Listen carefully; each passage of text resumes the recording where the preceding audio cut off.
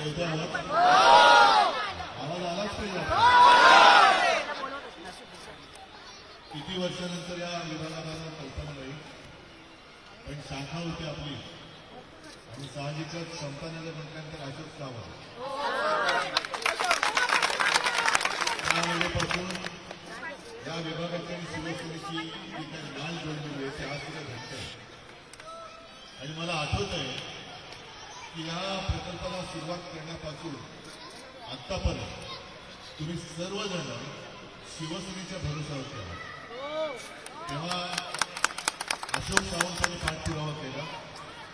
पुढे काय झालं तुम्हालाही कल्पना आहे. त्याच्यानंतर योगेश आणि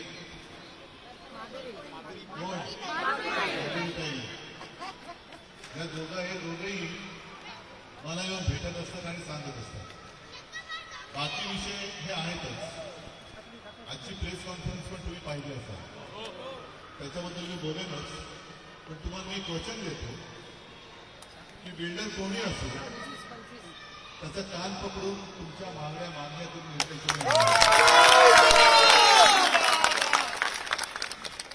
कारण आपला शिवसैनिकाचा एक खाते आहे.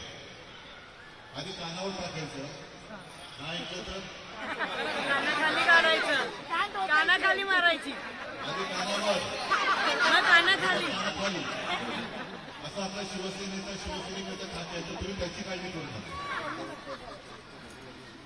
आज इथे आल्यानंतर मी वरती बघतोय, टोपी घातली तर टोपी पडेल असे बिल्डिंग. आणि असंच सगळीकडे टॉवर्स उभे राहायला लागले. त्याच्यामध्ये आता आपली माणसं किती, बाहेर येणारी माणसं किती, तरी देखील आपण एक मुंबईमध्ये या नात्याने एकत्र राहतो. आता आपल्यामध्ये जे क्रिश कॉलनचा प्रकार सुरू झालेला आहे तो पहिला म्हणजे हिंदू मुस्लिम, मग मराठी अमराठी. आता मी तुमच्या समोर उभा आहे.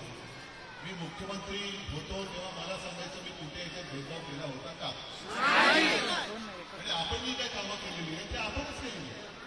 गेल्या 5-50 वर्षामध्ये, विशेषतः गेल्या 25 वर्षात तुमच्या सगळ्यांच्या आशीर्वादाने मुंबई महापालिका ही शिवसेनेच्या ताब्यात तुम्ही सोपवलेलं आहे. आणि आपण आपल्या परीने त्या संधीचं सोनं केलं. काल जो काही त्यांचा सगळ्यात तो भेसळयुक्त मेळावा झाला असं म्हणतात वरळीला, त्याच्यामध्ये म्हणजे तुमच्या लक्षात असेल आहे की कल्पना नाही, काही वर्षांपूर्वी, हे 2-3 वर्षांपूर्वी पंतप्रधान मुंबईत आले होते. तेव्हा आपल्या मुंबई महानगरपालिकेच्या मुदतफेऱ्या 92,000 कोटी होत्या. बरोबर म्हणून 92,000 कोटी. आणि त्या 650 कोटीच्या चुकीचा अर्थसंकल्प होता 2012ला. 92,000 कोटीच्या प्लसमध्ये झाला. मग पंतप्रधान आले आणि त्यांनी एक वाक्य बोलून गेले, बँक केले पैसा रक्कम विकास नाही होता जी सगळ्या बँकेचा पैसा काढायला. आणि काल मुख्यमंत्री ते म्हणाले की ठेवी काय चाटायच्या. मग तुम्ही मुख्यमंत्री असायचे, काय बोलताय? कोणाची चर्चा देतो तुम्ही? ह्या ज्या काही ठेवी सगळे ठेवल्या त्या मुंबईकरांच्या विकासासाठी ठेवले. त्यातच आपण तो कोस्टल रोड केले, तो आपण केले. मी जे म्हणतोय भाजपला माझं आव्हान आहे, म्हणजे तर सोडा, त्यांचा काही संबंधच नाही मुंबईशी. केलेल्या कामांबद्दल बोला. ते हिंदू मुस्लिम ठीक आहे, पण केलेली कामं आम्ही कसे तर होर्डिंग लावले की हो हे आम्ही केलं तसं तुम्ही सांगा ना. पण त्यांच्या होर्डिंगवरती आपण केलेली कामं. मग या थोडीशी गंमत केली की आम्ही कोणती कामं केली, आम्ही शिल्लक कामं केलेली. आम्ही करोनामध्ये जे काय काम केलं ते मुंबई मॉडेल जगभर प्रसिद्ध झालं.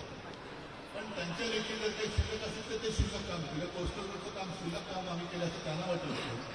मध्यवर्तींना धरण बांधलं, शाळांचं अपग्रेडेशन केलं, हॉस्पिटल्स बांधली, आरोग्य सेवा सुधारली, शाळा सुधारल्या. ह्या सगळ्या गोष्टी आम्ही केल्या. या भाजपपर्यंत शिल्लक आहे, त्याचं कसं श्रेय घेतात. पण मोदीजींनी जे केलं, आणि त्यांचंच म्हणणं आहे, माझं नाही हे वाक्य की ऐसा लक्षात म्हणजे भगवान या वेगळ्या आहे. मग असं जर असेल तर मोदीजींनी काय केलं? कैलास पर्वत बांधला, स्वर्गातल्या गंगा आपल्यासाठी आणलेली आहे, अरबी समुद्र तयार केलेलं आहे. हे काय वाटेल त्याचं वाटेल ते सगळे घेत आहे. कारण ह्यांना काय केलं हे सांगितलं काय राहिलं नाही. आपण केलेली कामं ठसठशीतपणाने जनतेच्या समोर आहेत की नाही आहेत. आणि म्हणून आज मी हक्काने तुमच्याकडे पुन्हा न्याय मागायला आलो. कारण न्यायालयात न्याय मागतोय, कधी मिळेल देव जाणे. माझं जनता न्यायालय आहे आणि त्या न्यायालयासाठी मी आलो.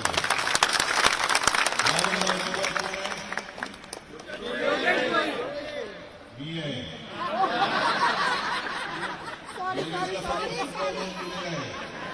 जबाबदारी माझी आहे. विश्वास आहे की नाहीये? इथल्या विजयाची जबाबदारी तुम्ही घेणार. आणि परत एकदा सांगतो, या विकासामध्ये ज्या काही उणिवा राहिल्या असतील, ज्या काही त्रुटी असतील, योगेश जिंकल्यानंतर येच आणि इथं फेडरेशनचे पण तुम्ही सगळे लोक या, एक 2-4 लोक तुम्ही या, मला सांगा काय राहिलेलं आहे. बिल्डर कोणी असो त्याला आपण सरळ करून तुमच्या मागण्या मान्य करून आता पुढे जातो आहे. या विजयाची जबाबदारी परत एकदा तुमच्याशी सोबतो आणि आपली रजा घेतो. जय हिंद, जय महाराष्ट्र.